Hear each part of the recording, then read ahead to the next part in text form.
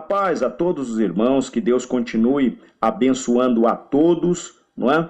Nós já passamos aqui algumas considerações, já passamos alguns recados e nós vamos dar início à palavra de Deus. Aqui quem está falando é o pastor Marco Antônio Pena. Eu gostaria que, se você tem algum recado, quer falar alguma coisa, você terá a oportunidade no fim do culto.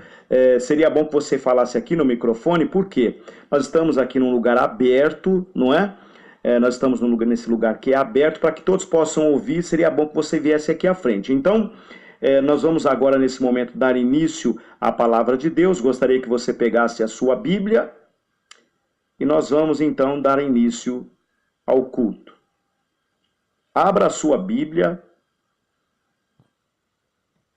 Lucas capítulo 15, a partir do versículo 11. A parábola do filho perdido. E Jesus disse ainda: um homem tinha 2 filhos. Certo dia o mais moço disse ao pai: Pai, quero que o senhor me dê agora a minha parte da herança. E o pai repartiu os bens entre os 2. Poucos dias depois, o filho mais moço ajuntou tudo que era seu e partiu para um país que ficava muito longe. Ali viveu uma vida cheia de pecados e desperdiçou tudo que tinha. O rapaz já havia gastado tudo quando houve uma grande fome naquele país, e ele começou a passar necessidades.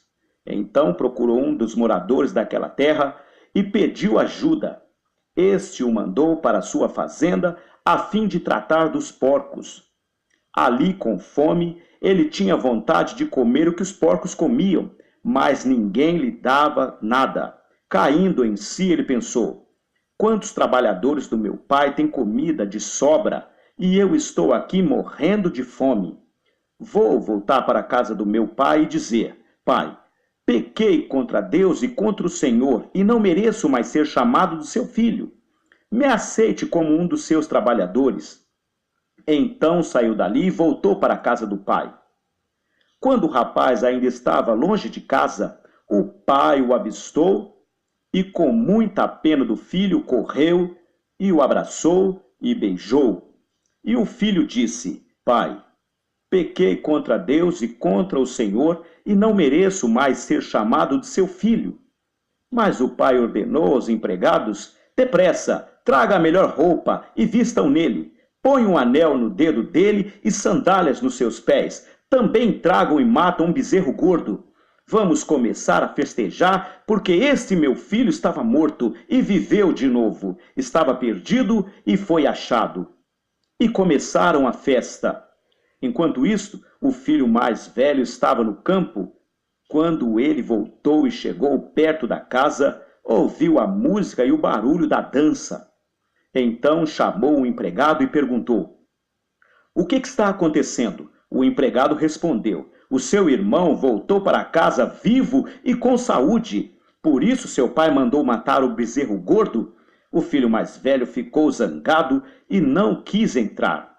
Então o pai veio para fora e insistiu com ele para que entrasse.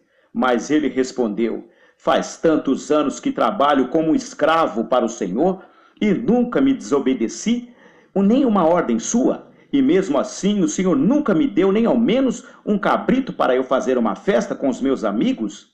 Porém, esse seu filho desperdiçou tudo que era do Senhor, gastando dinheiro com prostitutas, e agora ele volta e o Senhor manda matar o bezerro gordo? Então o pai respondeu: meu filho, você está sempre comigo e tudo que é meu é seu. Mas era preciso fazer esta festa para mostrar a nossa alegria, pois este seu irmão estava morto e viveu de novo. Estava perdido e foi achado.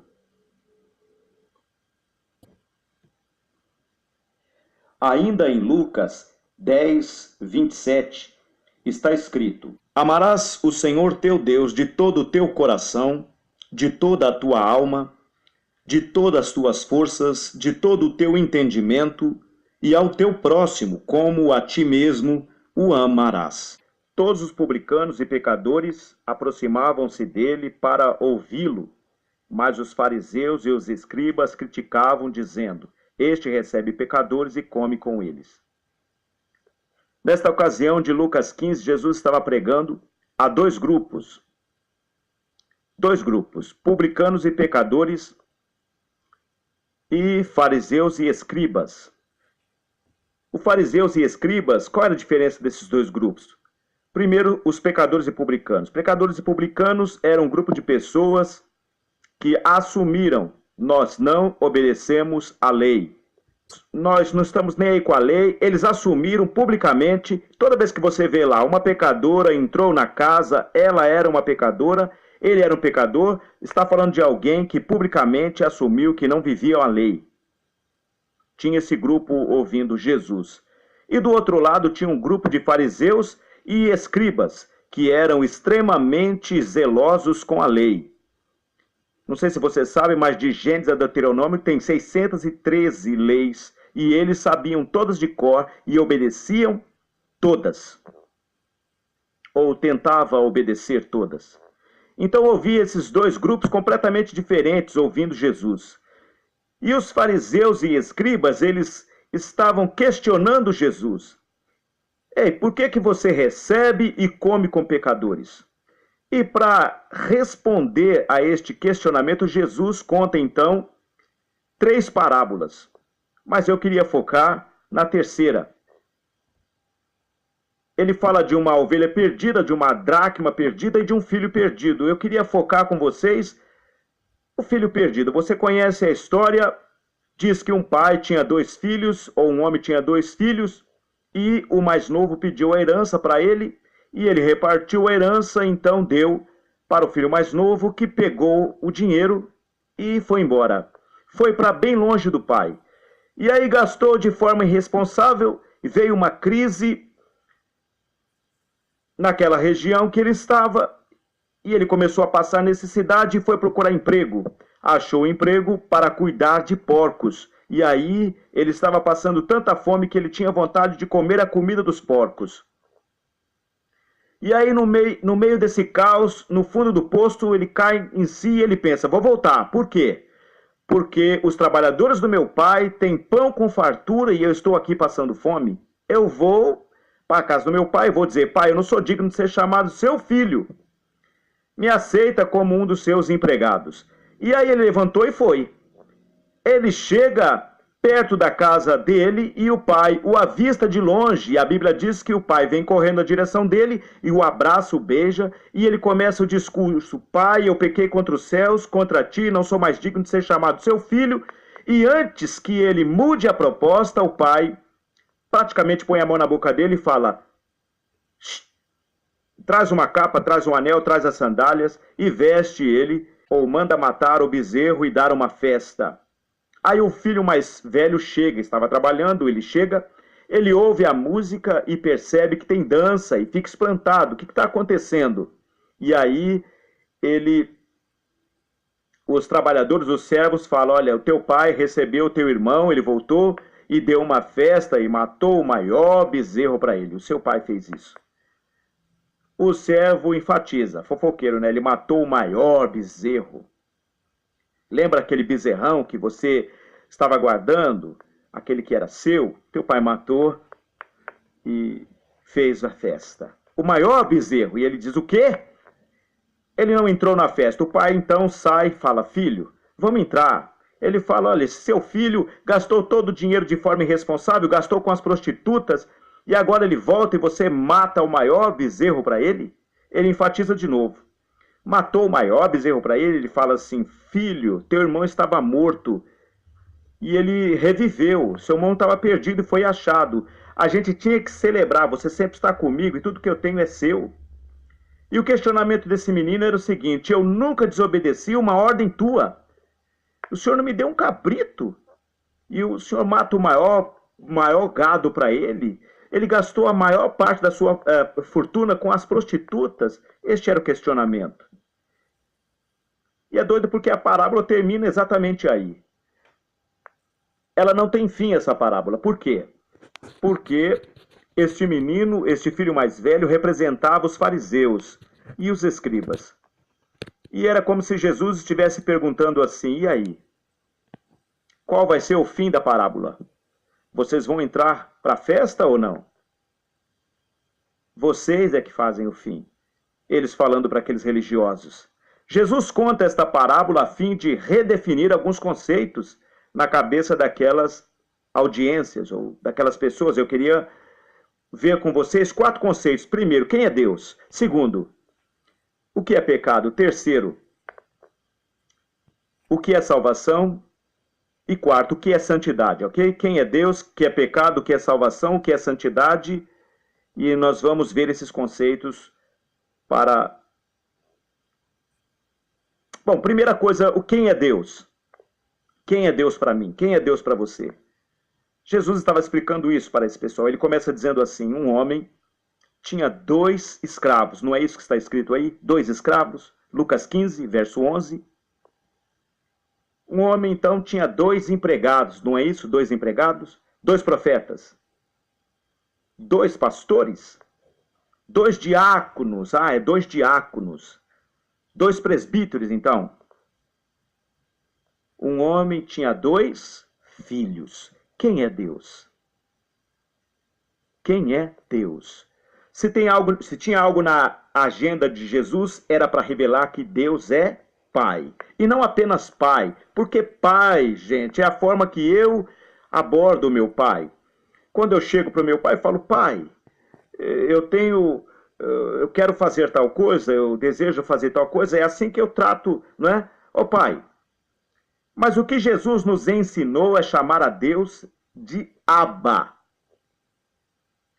Quando ele falou lá, Pai nosso que estás no céu, o que significa Pai ou Abba é Pai ou Papai. Não é da forma que eu trato o meu Pai. É a forma que Ele quer que nós tratamos a Deus, é Papai. É este relacionamento que Ele quer. Porque aquela audiência até cria que Deus era Pai. Mas eles achavam que Deus era Pai no sentido de criador. Ele criou todo mundo, então Ele é meu Pai. Ele é Pai de todo mundo. É como se você fosse numa fazenda e, de repente, você visitasse 500 cabeças de gado de alguém e alguém falasse, está vendo aquele boi bem fortão ali? Ele é pai de todos esses 500 aqui, olha. Ele é o pai de todos esses 500, mas no sentido de criador. Jesus disse, não é esse pai, não. Ele é seu papai íntimo. É o que chama para perto, é o que põe no colo, é o que vai nas suas festinhas, é o que participa da sua vida, é o que sabe das suas dores, é o que está presente na sua vida. Não é um pai, é um papai. Diga, papai, você pode dizer papai? Foi essa forma que ele nos ensinou a orar, não foi? Papai nosso que estás no céu. E a forma que a gente ora, a forma que a gente aborda a Deus, revela muito sobre qual é a nossa visão de Deus. Porque eu não estou dizendo que está errado, ok? Coloca isso na sua cabeça, não estou dizendo que está errado, mas qual é a primeira forma que você fala com Deus? Muitas pessoas, Senhor. Senhor, eu estou entrando aqui na tua presença. Senhor, eu queria te pedir, não é assim? Ele é o nosso Senhor? Sim, Ele é nosso Senhor. Mas como é que como é que Jesus ensinou a começar a oração? Papai. Papai. Por quê? Porque a oração vai revelar, né? Papai nosso que estás no céu, seja feita a sua vontade. Ele é o Senhor. Sim, mas esse Senhor é o seu papai. E isso muda tudo. Então eu queria te desafiar a começar a prestar atenção nisso e começar as suas orações dizendo, papai.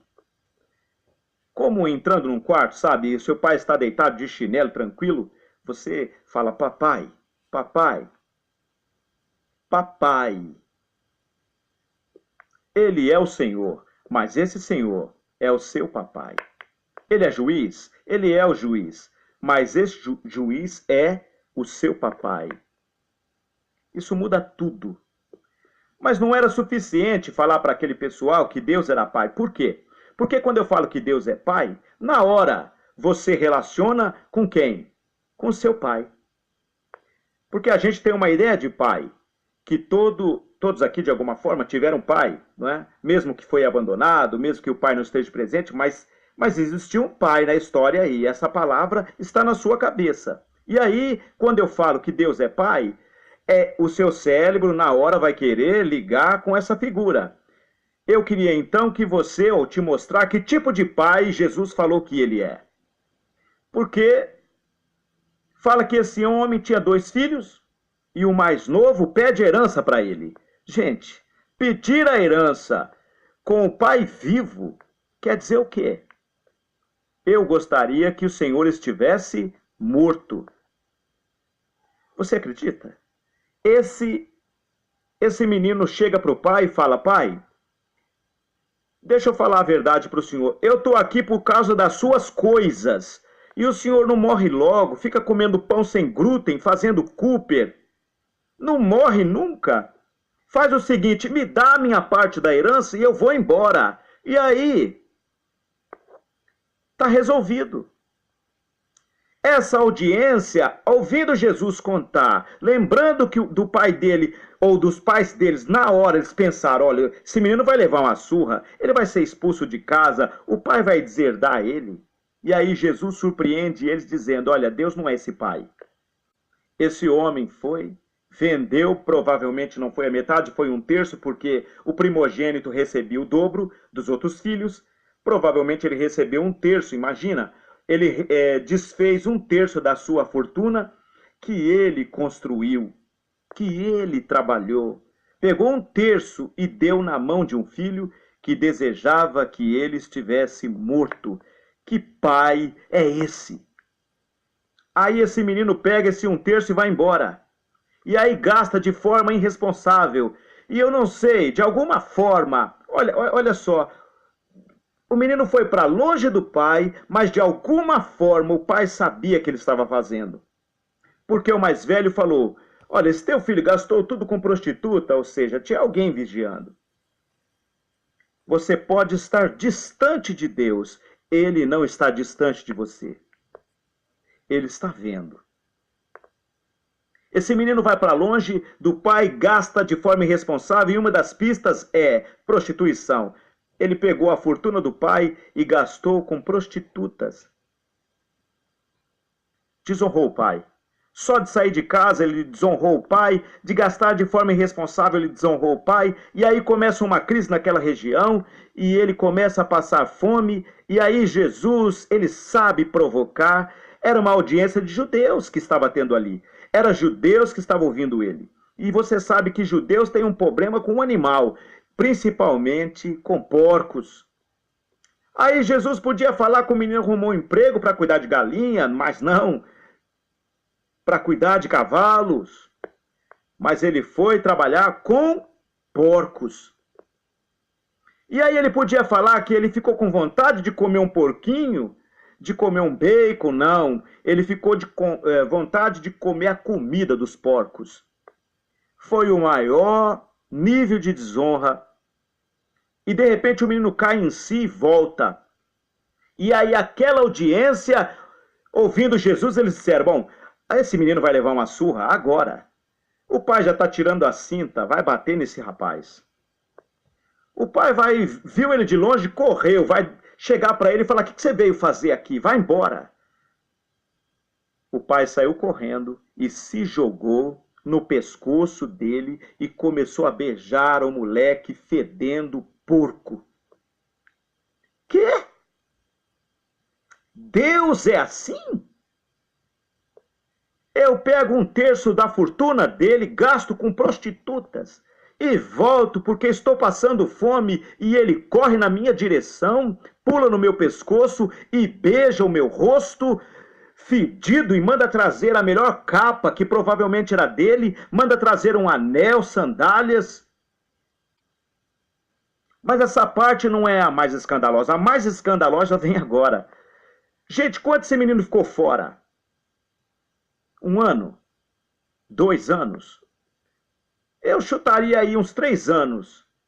Para gastar 1/3 da fortuna, 3 anos fora, fazendo tudo errado, desonrando o pai. Aí ele volta. Depois de 3, 4 horas, ele está dentro de uma festa sendo celebrada para ele. Que pai é esse? O seu pai é assim? O seu pai é assim? Você chega para o seu pai com seu boletim escolar e você fala, pai, a professora falou que o senhor tem que assinar 5 notas vermelhas. Aí seu pai pega e fala, nossa, filho, 5 notas? Tirou nota vermelha em educação física? Você não tem perna? Não é? Aquelas notas vermelhas. E ele fala, olha, vai chamar sua mãe. E aí você chama sua mãe e ele fala, olha, meu amor, compra uma picanha, vamos dar uma festa, vamos celebrar uma festa aqui, vamos fazer um churrasco. Chama a família, chama os amigos, chama aí um músico, um DJ. Nós queremos aqui dança, vamos fazer um negócio aqui, vamos dançar. É assim? Seu pai é assim? Eu lembro que quando criança, várias vezes eu fiz coisas erradas e meu pai, ele me corrigia. Mas o seu pai é assim? 3 anos fazendo tudo que desonra a ele. Você volta, ele corre na sua direção, pula no teu pescoço, começa a te beijar e dá uma festa para você? Gente, matar o maior bezerro numa época que não tinha freezer, eles tinham que comer tudo. Ou seja, era uma festa para a comunidade inteira. Dá para imaginar a cidade inteira na fazenda, celebrando, tinha música e dança. Imagine todo mundo lá festejando, comendo, e eu fico imaginando todo mundo comentando, que festa é esta? Que festa é essa? O menino fez tudo errado e o pai deu uma festa? Só sei que tem picanha. Picanha é o que importa numa festa. Que pai é este? A festa está acontecendo, que ele está celebrando com a cidade inteira e o mais velho dele não quer entrar na festa. Aí eu acho que aquela audiência pensou, agora vai entrar alguma ação naquela história e ele vai apanhar. Não é possível. Não. O pai sai e fala, filho, vamos entrar aí. E o filho despeja. Esse teu filho gastou todo o dinheiro. O senhor não sabe, o senhor não é justo. E não sei o quê. Sabe qual é a resposta desse pai, filhinho?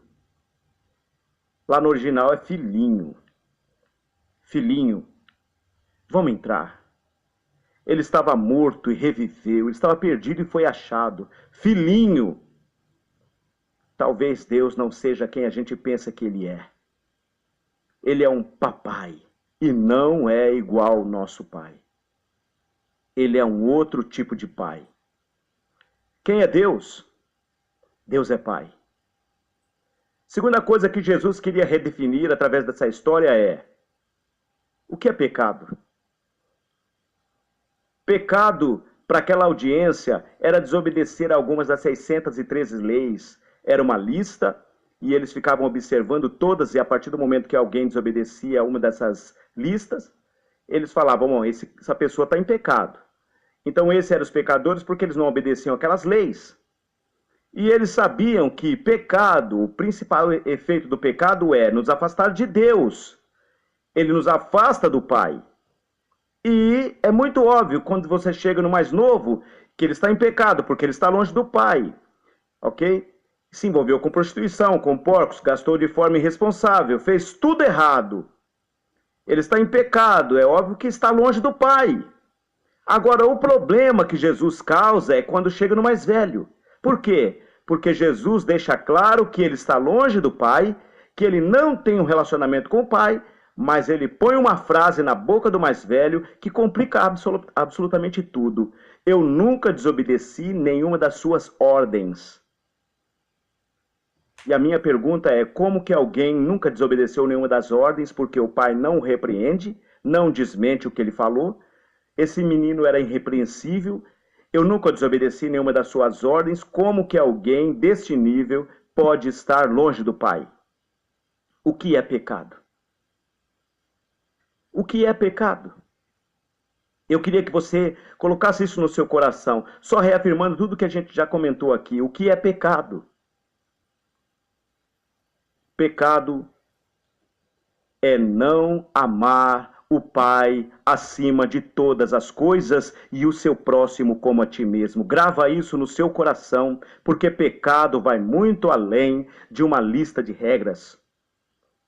Eu queria dizer uma coisa: dá para estar obedecendo uma lista de regras e estar em pecado. Muitas pessoas estão obedecendo listas e listas de regras, achando que está fazendo tudo, mas não era de todo o coração.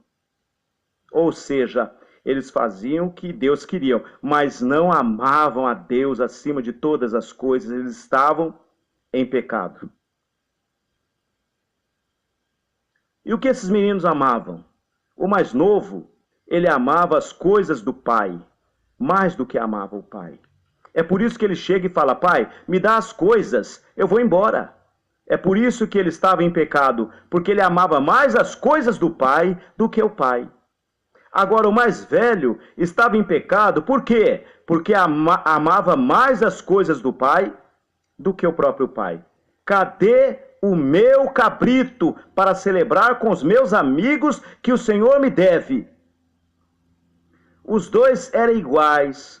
Os dois amavam mais as coisas do que o pai, só que os dois encontraram estratégias diferentes para acessar as coisas do pai.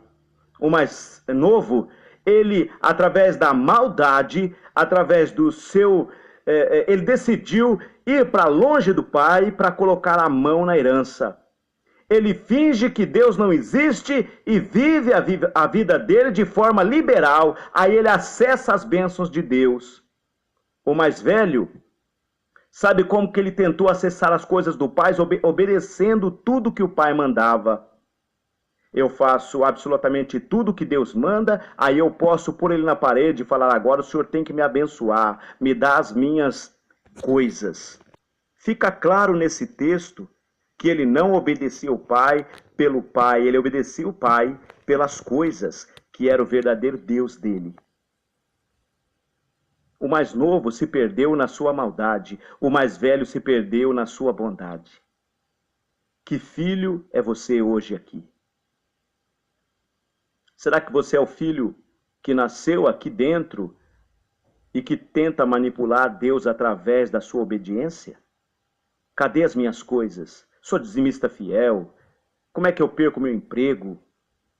Eu sou fiel, sou pastor, sou obreiro, faço tudo certinho, estou sempre na presença do Senhor, eu orei, eu jejuei, como que não aconteceu o que eu mandei o Senhor fazer?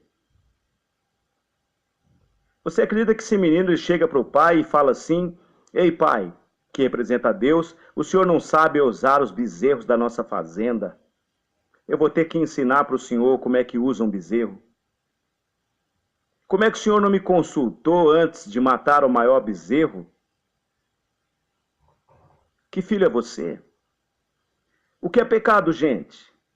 Não amar o Pai acima de todas as coisas. Isso é pecado. Terceira coisa que Jesus redefine na cabeça dessa audiência, desse povo que estava ouvindo ele, é o que é salvação. E esse pessoal entendia a salvação como um esforço deles em obedecer à lei. Então eles se esforçavam muito para obedecer aquelas regras. Só para você entender como eles eram super zelosos. Muitas pessoas também hoje, nos dias de hoje, são muito zelosas e estão sempre fazendo tudo bem ordenado, estão levando uma vida toda quadradinha, achando que é pelo esforço que vão realmente alcançar a justiça de Deus, o amor de Deus, vão ser reconhecidos como filhos pela forma de se vestir, pela forma de agir, pela forma de ser. Então essa rigidez, este zelo pela lei, eles se esforçavam porque eles pensavam, quanto mais a gente se esforça, se a gente se esforçar o máximo que der, Deus vai nos aceitar. Agora nós vamos chegar diante daquele juiz e eles vão falar: olha, vocês se esforçaram, pagaram o preço, pode entrar. Para eles, isso era salvação. E é por isso que eles se gabavam da salvação deles. É por isso que eles se orgulhavam da salvação deles, porque era um esforço deles. E eles, esses pecadores e publicanos, não estão se esforçando. Olha a cara deles, olha, de pecador. Não estão se esforçando. Aí Jesus vem e a primeira coisa que fica clara é o seguinte, que salvação é uma ideia de Deus. Salvação é uma ideia do Pai e não nossa. É o pai que corre em direção ao mais novo e é o pai que sai da festa e vai atrás do mais velho. Salvação é uma ideia de Deus. Nós não achamos Deus. É Ele que nos achou, gente. É Ele que veio atrás de nós. É Ele que abandonou a festa e veio atrás de você para te encontrar. A gente usa uma expressão dizendo, quem quer aceitar Jesus? Eu entendo que é uma expressão nossa, tudo bem, pode continuar. Mas na real, ou na realidade, nós deveríamos perguntar para Jesus, Senhor Jesus, quer aceitar Ele? Se o Senhor quiser, levanta a mão. Vem aqui na frente, vamos orar por Ele. Quem é que está na condição de aceitar quem aqui? Nós estávamos mortos em nossos pecados e delitos. Pode aceitar alguma coisa. Vai no cemitério e pergunta, olha, tem algum morto que quer aceitar Jesus aí? É só se ele te achou, é só se ele te encontrou, é só se ele te atraiu para cá e veio em teu encontro e pulou no teu pescoço e começou a beijar esse rosto fedido, é só se ele nos achar. E provavelmente se você está aqui, é porque ele achou você. Que eu tenho certeza é que ele nos achou. Não dá para dizer, olha, eu sou melhor do que aquele é melhor do que aquele. Não, foi ele que nos achou. A nossa oração é essa, deve ser essa. Senhor, acha esse pecador. Senhor, toca nesse pecador. Senhor, vem no encontro desse homem, daquela mulher. Pule no pescoço, beija esse rosto aí. Senhor, põe um anel nesse dedo também. Põe uma capa nela também. Porque, Senhor, põe uma sandália, dá uma festa para ela também, como o Senhor fez comigo, Pai. Dá uma festa para o meu parente, dá uma festa para os meus irmãos, para os meus amigos, para os funcionários, dá uma festa para os meus amigos. Senhor, acha eles, como o Senhor me achou. Na minha pior situação, o Senhor beijou no meu rosto. Eu não estou valendo nada e o Senhor me achou. O que somos nós? Por que eu? Por que você? Por que a gente? Você merece? Você merece a salvação? Que pai é esse? Que nos achou? Salvação é a ideia de Deus. Você pode pensar, não, eu estava olhando o texto aqui, e o mais novo é que se arrependeu e foi atrás do pai. Não. Lê o texto direito. Sabe o que está dizendo? E ele, caindo em si, pensou, quantos trabalhadores do meu pai têm pão com fartura? Ele estava com saudade do quê? De pão, não era do pai. Ele foi atrás do pão, mas o pai foi atrás dele. Eu não sei o que te trouxe aqui. Talvez você quer um carro, ou talvez você quer uma casa, talvez você quer alguma coisa, eu não sei. Mas o pai está vindo atrás de você. O pai quer pular nesse teu pescoço essa noite. Você não sai daqui sem um cheiro de Deus em você. Glória a Deus. Ele nos achou. E Deus é quem dá esse grande passo. É Ele que corre em nossa direção. Aí tem aquele passinho nosso. Aquela jogadinha, né? Que se chama arrependimento. Na salvação também é necessário arrependimento. E para o mais novo, é uma das nossas especialidades, é se arrepender nas listas de coisas erradas, né? É abrir as listas de coisas erradas. Pai, olha, eu pequei, eu fiz, eu deixei de fazer, eu briguei, eu matei uma pessoa. Pai, eu bebi, eu gastei tudo, né? Senhor, eu me envolvi com porcos, Pai. Pai, eu fiz tudo de errado, tudo. Mas, Pai, o pior de todos os meus pecados é não te reconhecer como papai, como meu pai. Ele precisava se arrepender de uma lista de coisas erradas. E a gente sabe fazer isso. Quantas vezes você vem para frente, você ajoelha, chora, busca a presença de Deus. Oh, Senhor, perdão, Pai. Oh, eu fiz isso, eu fiz aquilo. Aquela lista, né? Ah, eu xinguei, briguei, fofoquei, falta de perdão, mágoa, roubo, trapaça, mentira, adultério. Ah, uma lista de coisas erradas. Mas e o mais velho? O cara tem que se arrepender de uma lista de coisas certas. O mais velho teve que se arrepender de uma lista de coisas certas. Eu nunca desobedeci às suas ordens.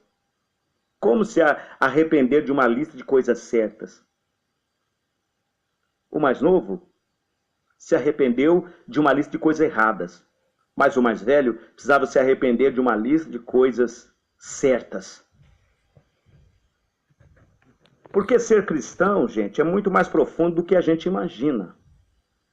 Ser cristão é o tipo de pessoa que se arrepende da lista de coisas erradas, mas também se arrepende de uma lista de coisas certas que ele fez com a motivação errada por trás.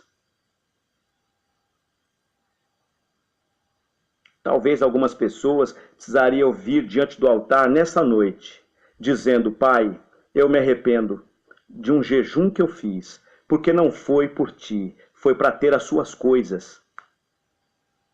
Motivação. Pai, eu quero vir diante do altar e me arrepender de um dízimo que eu dei, porque não foi por amor ao Pai, foi para ter as coisas, foi um joguete que eu fiz. Pai, eu quero me arrepender daquele dia que eu subi no monte e orei, porque não foi por amor a ti, foi para ter mais poder, para bombar o meu ministério. Pai, eu quero me arrepender, Senhor, do curso de teologia que eu fiz, porque não foi por amor a ti, foi para vomitar conhecimento na cara das pessoas. Pai, eu me arrependo aqui, olha, eu te peço perdão porque um dia eu aceitei ser pastor, eu aceitei ser obreiro para vomitar na cara das pessoas e mostrar para todo mundo que eu sou melhor do que todo mundo. E aí agora eu posso ver o pecado de todo mundo, eu posso acusar todo mundo e me sair como inocente, me sair como santo. Agora eu posso acusar quem eu quero, porque, afinal de contas, eu fui consagrado, eu fui ungido.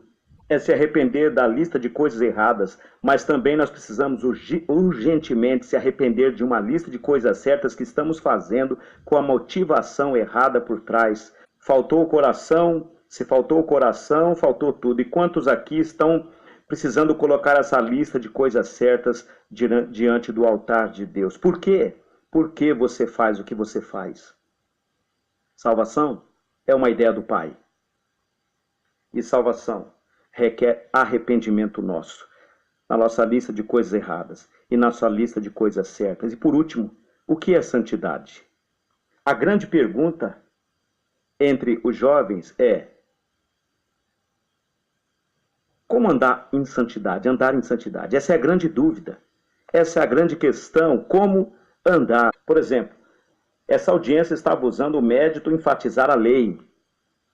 Enfatizar a lei e falar: olha, não pode isso, tem que fazer isso, não pode aquilo, e tem que fazer aquilo, para você decorar. E aí te ajuda a andar em santidade. Outro método é enfatizar a punição. Se você não fizer isso, se você estiver em pecado, vai acontecer assado. Aí você, com medo da punição, você obedece. Ou enfatizar a bênção. Olha, se você obedecer, você vai ganhar isso. Se você fizer tudo certinho, você vai ter isso. Mas cá entre nós, não está funcionando. Não está funcionando. Por quê? Esse menino sabia da lei? Sabia. E foi para longe do pai? Foi. Este menino sabia da punição? Sabia. Esse menino sabia da bênção? Sabia. E foi para longe do pai? Foi. Como andar em santidade, gente? Então tem um jeito. Só existe uma maneira de andar em santidade. É se você tiver um encontro com a graça do Pai. Só. Escreve o que eu estou falando e grava isso no seu coração. A única forma de andar em santidade é somente pela graça. É somente pela graça. A graça é o poder de Deus que nos ajuda a renunciar às paixões deste mundo. É só a graça, só pela graça. Sabe por que tem a lei? Para mostrar, você não consegue. Eu posso enviar o Salvador? Ele deu a lei para provar, está provado. Vocês precisam de um suplemento aí. Posso mandar? Tudo bem, nós entendemos, nós não conseguimos, não há um justo sequer, então toma o justo, vai o justo aí. Nós precisamos da graça de Deus, é a única forma. Esse menino sabia a lei, ele volta e o pai senta ele no sofá e enfatiza a lei? Não, ele sabia. O pai relembra a punição? Não. O pai relembra o benefício? Não. O que o pai faz? Dá uma festa para ele. O que é isso? O escândalo da graça. Deu para ele o que ele não merecia. Sabe por quê? Porque eu fico imaginando um dia depois da festa. Dá para imaginar um dia depois da festa? O menino acorda, vai tomar café, né? Acorda numa cama que ele não merece. Aí ele veste uma roupa que ele não merece. Aí ele senta numa cadeira que ele não merecia, come um pão que ele não merecia, não é? Está ali dentro de uma casa que ele não merece, não merecia nada. Aí o pai chega na cozinha e fala: filho, será que você pode fazer um negócio para mim? Ele olha para a mesa, olha para o pão, olha para a cadeira, olha para a cama, olha para a festa e fala: claro, pai, como é que eu falo não para o Senhor? Como é que eu vou falar não para o Senhor? O pai chega e fala: filho, para de fazer isso. Ele lembra da festa, ele lembra do mendigo chegando e do pai correndo na direção dele, dando uma festa para ele. E ele fala: pai, como que eu vou falar não para o Senhor? Entende de uma vez por todas. Nós não andamos em santidade para ser aceito por Deus. Nós não andamos em santidade para não ser rejeitados por Deus, porque isso nós já conquistamos na cruz do Calvário. Nós andamos em santidade e em gratidão ao que Deus fez por nós. Nós precisamos entender isso. Qual é a ideia desse menino? A ideia desse menino era o seguinte: eu vou me levantar, vou lá com meu pai, vou falar: pai, pequei contra ti, não sou mais digno de ser chamado teus... me aceita como dos seus servos, não sou digno mais de ser chamado como teu filho, me aceita como dos seus empregados. A palavra empregados é como trabalhadores. Sabe por quê? Porque o menino queria um salário. Ele queria um salário, ele queria trabalhar. Ele disse: bom, eu trabalho, aí eu pago o meu pai, eu pago de volta o meu pai. Eu estou em dívida com o meu pai, eu vou pagar ele. Muitas pessoas estão vindo na igreja tentando dar insantidade para pagar a Deus. Algumas pessoas dizem: não, eu vou ler 5 capítulos da Bíblia para pagar a Deus. Eu vou fazer jejum para pagar a Deus. Vou andar... para pagar tudo que eu estou fazendo aqui. Deus vai olhar para mim e vai ver um santo. Vou fazer jejum de Daniel. Não vou falar com nenhum Daniel durante uma semana. Vou andar em santidade. Vou mostrar para todo mundo que, vou orar, vou buscar, vou fazer, vou andar de terno, de gravata. Todo mundo vai ver um santo. Mas eu quero te dizer, tudo isso, os teus pecados estão pagos a partir de hoje. Nós andamos em santidade, em gratidão ao que Ele fez por nós. Você olha para trás, para a cruz do Calvário, e você fala: como que eu vou falar não para o Senhor? Como? E eu encerro dizendo o seguinte: a única forma de andar em santidade é se você tiver um encontro com a graça de Deus. É a única forma. Porque a santidade não é pagar a Deus, não é fazer alguma coisa para ser aceito por Deus. Santidade é o que a gente faz em gratidão ao que Ele fez por nós. O seu problema em não andar em santidade não é porque você não sabe a lei, não é porque você não conhece o inferno, não é porque você não sabe do céu. o teu problema é porque ainda você não teve um encontro com o amor radical de Deus. Por isso que você sai matando todo mundo. Porque o dia que você entender o quanto apaixonado Ele é por você, você vai olhar para Ele e vai falar: como que eu falo não para o Senhor? Você olha para trás, para a cruz sangrando e fala: como que eu falo não para o Senhor? Como que eu falo não para o Senhor? Você olha para a festa que foi dada no céu, quando você se arrependeu, e você diz: como eu falo não para o Senhor?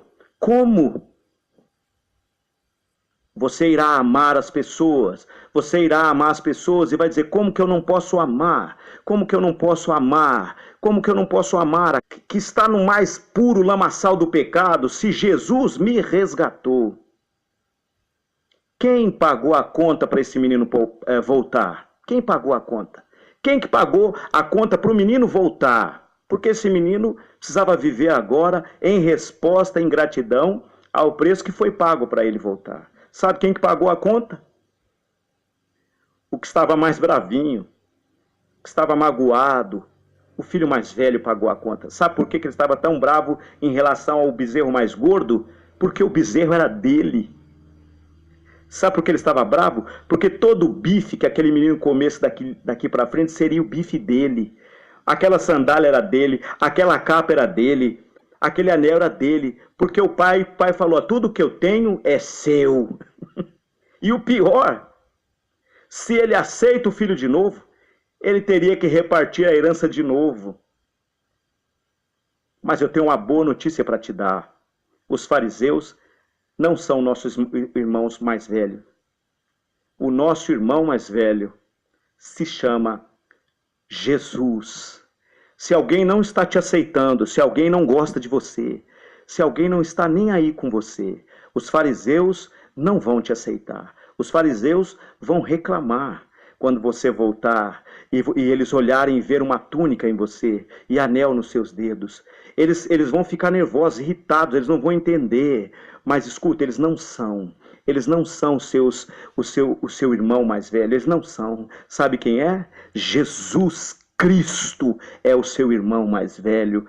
Jesus Cristo, ele te aceita, ele te aceitou desde o primeiro dia. Quando você chegou todo sujo, todo cheio de sujeira, com o rosto sujo, fedendo a porcos, ele te aceitou, ele te abraçou, ele entrou na festa com você, ele não se importa em dividir a metade da fazenda, ele não se importa porque tudo é seu novamente. Louvado seja o nome do Senhor Jesus.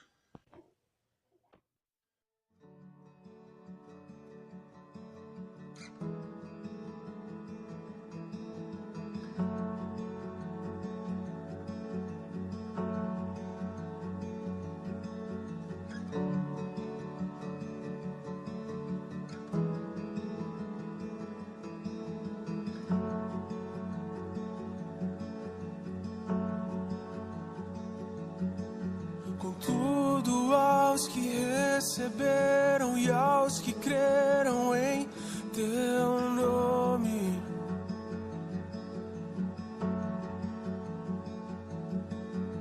deu-lhes o direito de se tornarem os teus filhos.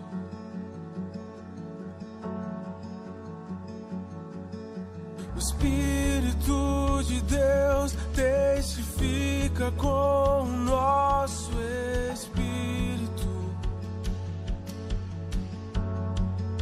que somos